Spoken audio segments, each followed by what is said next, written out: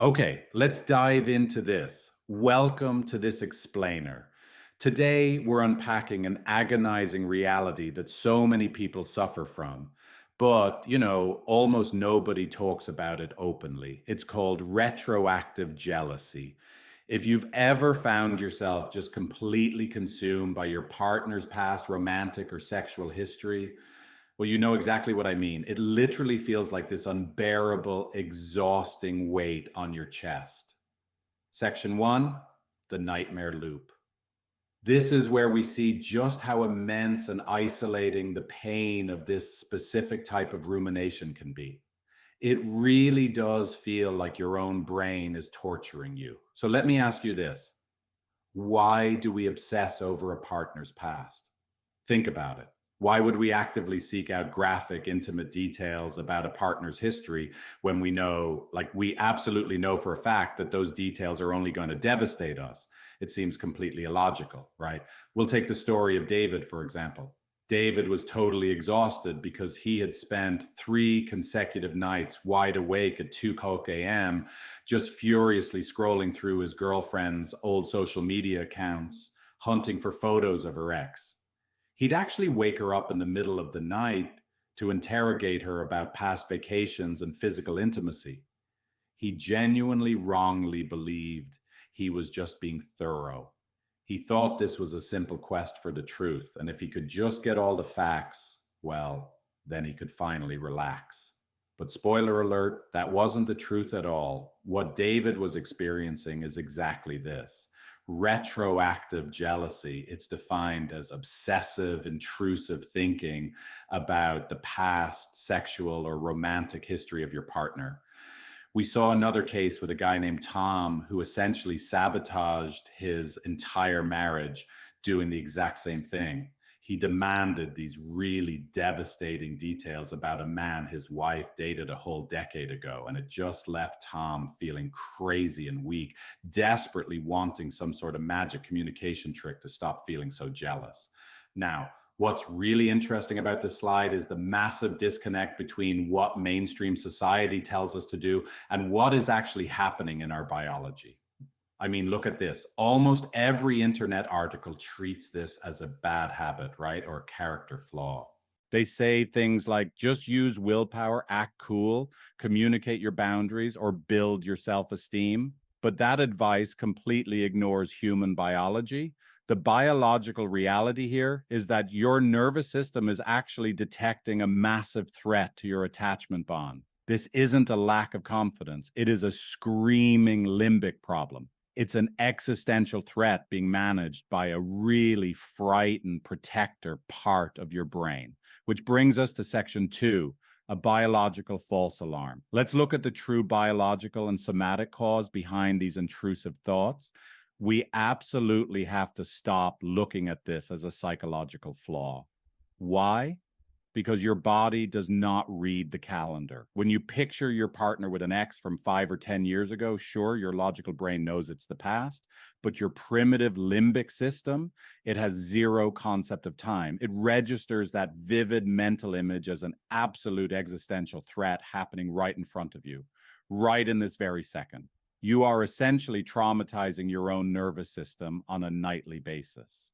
To really wrap our heads around this, let's compare it to another pattern you might have heard of called limerence. In limerence, a person loops a romantic fantasy to numb their attachment anxiety and feel safe. It's kind of like having the engine running forward, while retroactive jealousy uses the exact same neurological hardware, but the engine is thrown completely into reverse. Instead of looping a fantasy to feel safe, you are looping a nightmare to perfectly simulate betrayal, and your primitive protector part does this so you are never caught off guard. It's a misguided attempt to gain control over a perceived threat. Section three, the compass of shame. This is the incredibly destructive cycle that kicks in when we try to gain safety through all that snooping and hypervigilance. Let's move to and see how this builds, because it's a really painful reassurance seeking cycle. Step one, you feel that attachment panic and get triggered. Step two, you take action. Maybe you interrogate your partner or snoop through their phone. Then step 3, and this is the real tragedy here. You get about 5 seconds of relief because you think, okay, I finally know the truth. But then step 4 hits. That tiny rush of relief evaporates instantly. And the new detail you just uncovered, it just becomes fresh material for your nightmare loop. The wild part is reassurance seeking actually feeds the exact loop it's trying to stop.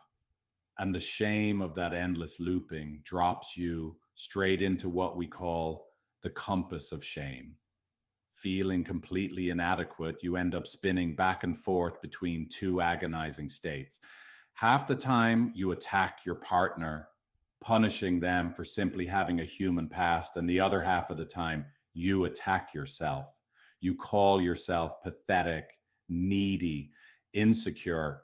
You're literally multiplying the raw pain of feeling inadequate by treating your own vulnerability with absolute contempt. It all comes back to this incredibly powerful idea. You cannot find a cognitive solution to a screaming limbic problem. It's just not possible. You simply cannot willpower your way out of a primal threat response. You can't fix an agonizing obsessive panic by arguing with the intrusive loop or demanding more facts. Your intellect, no matter how smart you are, is completely outmatched by your nervous system here. Section 4, how to break the cycle. It's time to shift our focus from the problem to the actionable somatic solution. Since logic and questioning don't work, the fix absolutely has to happen in the body. When that burning urge to ask another painful question arises, you must freeze. Literally, do not ask the question. Then drop the story about their ex entirely. You want to anchor yourself in your own physical body instead. Put a hand on your chest to regulate that underlying attachment activation. Next, internally, thank your frightened guard dog protector part for trying to keep you safe.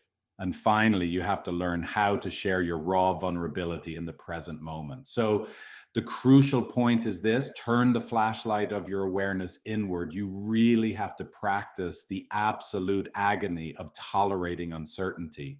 You must sit in the fire of your anxiety without demanding your partner extinguish it for you. Notice the tight chest. Notice the racing heart. You have to admit to yourself that you are simply terrified of not being enough. You have to learn to hold your own vulnerable fear rather than converting it into a frantic interrogation. If your partner is a safe person, you change how you talk to them. Instead of demanding facts about ancient history, you share your raw fear without any hidden demands. You look right at them and simply say, I am feeling incredibly scared right now. You admit you're terrified of not being enough. You don't ask them to prove their love. By letting them see the frightened part of you, your partner doesn't have to get defensive. They can actually reach out and love the exact part of you that feels so unlovable. And that leaves us with this incredibly powerful thought to close our explainer today. You only cure the obsession with their history when you finally become brave enough to live in the present. It is heavy, heavy work. But ask yourself, are you ready to stop shaming your biology? Stop trying to control a past you literally cannot change, and start fully participating in the love that is sitting right in front of you. If you want to work on this for real, try Figlet, my AI relationship coaching app. You can start for free, no credit card needed, at figlet.empathy.com.